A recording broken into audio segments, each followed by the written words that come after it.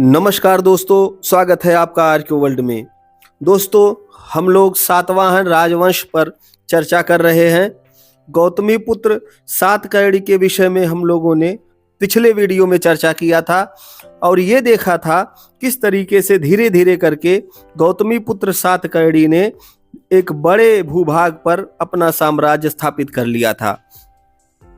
कई सारे ऐसे कार्य उसने किए जिससे पता चलता था कि वो बौद्ध संघ में अपनी आस्था रखता होगा। नासिक से मिले हुए लेख में, उसकी माता बलश्री के द्वारा लिखवाए गए लेख में या वासिष्ठी पुत्र पुलमावी के द्वारा लिखवाए गए लेख में स्पष्ट रूप से इस बात का जिक्र है कि वो एक बमड़ था और धर्मनिष्ठ बौद्ध रहा होगा। ऐसी बातें कई इतिहासकार मानते हैं। आज हम लोग गौतमी पुत्र सातकर्णी के बाद के राजाओं की चर्चा करेंगे, जिनमें उसके उत्तराधिकारियों की चर्चा होगी। अलग अलग इनको समझने में लंबा समय लगेगा, इसलिए थोड़े में ही इन लोगों को समझने का प्रयास करते हैं। गौतमी पुत्र सातकर्णी की मृत्यु के पश्चात उसका पुत्र वासिष्ठी पुत्र पुलमावी, जिसे पुराणों में पुलोमानी अथवा पुलोमावी कहा गया है, सातवाहनों का राजा हुआ। पुराणों के अनुसार उसने 28-29 वर्षों तक राज्य किया। उसके समय में भी सातवाहनों की शक्ति पूर्ववत बनी रही। यद्यपि पश्चिमी भारत में शकों के पुनः शक्तिशाली हो जाने से सातवाहन साम्राज्य के कुछ उत्तर भाग उनके अधिकार से जाते रहे। पुलमावी शक कार्दमक शाखा के वंशों के दो शासकों चष्टन तथा रुद्रदामन का समकालीन था, अतः इन दोनों के साथ उसे संघर्ष करना पड़ा। इस संघर्ष में पुलमावी को अपने कुछ प्रदेशों से हाथ धोना पड़ा। चष्टन के सिक्कों के प्रसार से सूचित होता है कि उसका गुजरात, काठियावाड़ तथा पुष्कर क्षेत्र पर अधिकार था। टालमी ने उसे ओजेन अर्थात उज्जैन का शासक बताया है। कहा जाता है कि इन सभी प्रदेशों को चष्टन ने पुलमावी को हराकर ही हस्तगत किया होगा। चष्टन के उत्तराधिकारी रुद्रदामन के समय में भी पुलमावी को पराजय का मुंह देखना पड़ा। महाक्षत्रप रुद्रदामन अपने गिरनार लेख में दक्षिणापथ के स्वामी सातकर्णी को 2 बार पराजित करने का दावा करता है। संभवतः यह राजा पुलमावी ही था।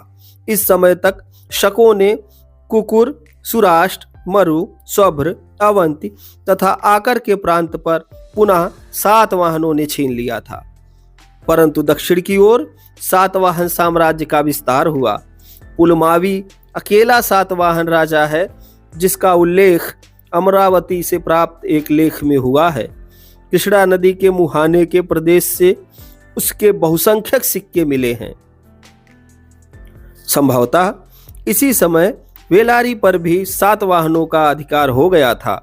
इस प्रकार उसी के काल में सातवाहनों ने आंध्र प्रदेश पर आधिपत्य स्थापित करने में सफलता प्राप्त किया। उसे दक्षिणा पथेश्वर कहा गया है।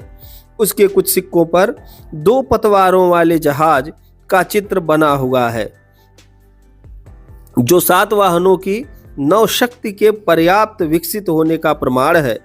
उसी के काल में अमरावती के स्तूप का संवर्धन हुआ तथा उसके चारों ओर वेष्टनी बनाई गई। तो जितने भी राजा सातवाहन काल के आ रहे हैं, वो लोग बौद्ध धर्म को आगे बढ़ाने में ही अपना सहयोग दे रहे हैं। चाहे गौतमी पुत्र सातकर्णी रहा हो, चाहे वासिष्ठी पुत्र पुलमावी रहा हो, यज्ञश्री सातकर्णी रहा हो, जितने भी राजा हैं सबने लगभग बौद्ध धर्म को ही आगे बढ़ाने का कार्य किया है। किसी ने अमरावती स्तूप की वेष्टनी बनवाई, किसी ने अजंता की गुफाएं खुदवाई। उसमें जो है गुफा संख्या 9 और 10 सातवाहन काल की गुफा है, जिसके चित्र जातक कथाओं से प्रेरित हैं। जातक कथाओं का अंकन में किया गया है। इस तरीके से देखा जाए तो सातवाहन राजा पूरी तरीके से धर्मनिष्ठ बौद्ध लगते हैं। इस बात की चर्चा अनेक विद्वानों की पुस्तकों में भी प्राप्त होती है, जिसमें ये बताया जाता है कि इनके कार्य बौद्ध धम्म के प्रति उदारतापूर्ण दिखाई देते हैं और बौद्ध संघ को दान देने से लेकर के कई ऐसे कार्य हैं जहां पर ऐसा प्रतीत होता है कि ये सारे राजा बौद्ध धम्म के अनुयायी रहे होंगे। पुलमावी के बाद सातवाहनों की शक्ति पुनः निर्बल पड़ गई। उसके बाद पुराणों की सूची के अनुसार शिव श्री सातकर्णी तथा शिव स्कंद सातकर्णी राजा हुए, जिनके शासनकाल की किसी महत्वपूर्ण घटना के विषय में हमें ज्ञात नहीं है। यज्ञ श्री सातकर्णी सातवाहन कुल का अंतिम शक्तिशाली राजा हुआ, जिसने 174 से 203 ईस्वी तक शासन किया। उसने शकों को पुनः पराजित किया तथा अपरांत पश्चिमी भारत के कुछ भाग एवं नर्मदा घाटी पर पुनः अपना आधिपत्य कायम कर लिया।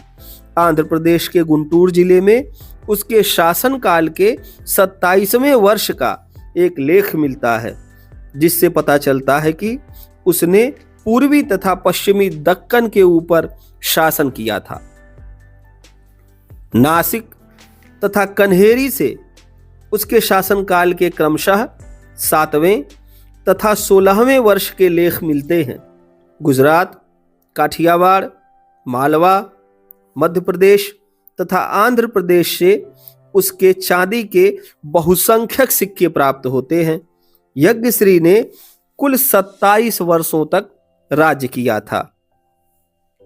इस तरीके से करके कई सारे राजा आए, उन्होंने सातवाहन वंश को आगे बढ़ाया और कई निर्माण कार्य करवाए, कई और कार्य भी करवाए, जिससे यह पता चला कि ये लोग बौद्ध धर्म में अपनी आस्था रखते थे। तो इस तरीके से गौतमी पुत्र सातकर्णी के बाद आने वाले राजा थे जो उसके उत्तराधिकारी थे।